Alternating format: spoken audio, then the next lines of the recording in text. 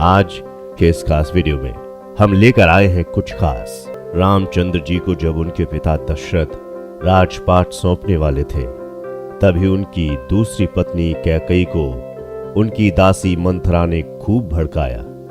मंथरा ने कहा कि राजा तो आपके बेटे भरत को बनना चाहिए।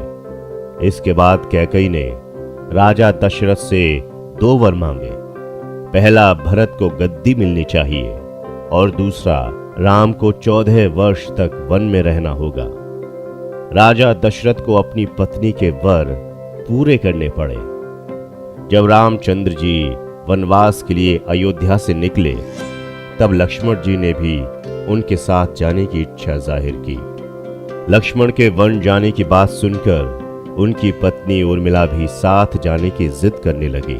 तब लक्ष्मण अपनी पत्नी उर्मिला को समझाते हैं कि वो अपने बड़े भाई और मां समान भाभी सीता की सेवा करने के लिए जा रहे हैं। अगर तुम वनवास में साथ चलोगी तो मैं ठीक तरह से सेवा नहीं कर पाऊंगा। लक्ष्मण के सेवा भाव को देखकर उर्मिला साथ जाने की जिद छोड़ देती है और महल में ही रुक जाती है।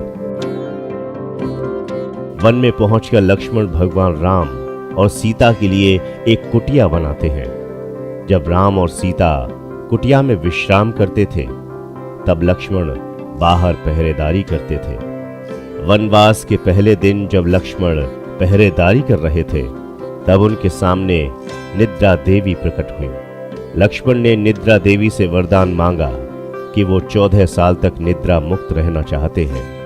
निद्रा देवी ने कहा कि तुम्हारे हिस्से की नींद किसी और को देनी होगी। लक्ष्मण कहते हैं कि उनके हिस्से की नींद उनकी पत्नी को दे दें। इस कारण लक्ष्मण 14 साल तक नहीं सोए और उनकी पत्नी उर्मिला लगातार 14 साल तक सोती रही। 14 वर्ष बाद जब भगवान राम और माता सीता के साथ लक्ष्मण अयोध्या वापस आए, तब नींद की अवस्था में रामचंद्र जी के राज तिलक समारोह में उर्मिला भी उपस्थित थी।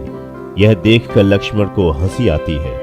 जब लक्ष्मण ने हंसी की वजह पूछी तो उन्होंने निद्रा देवी के वरदान के बारे में सब कुछ बताया।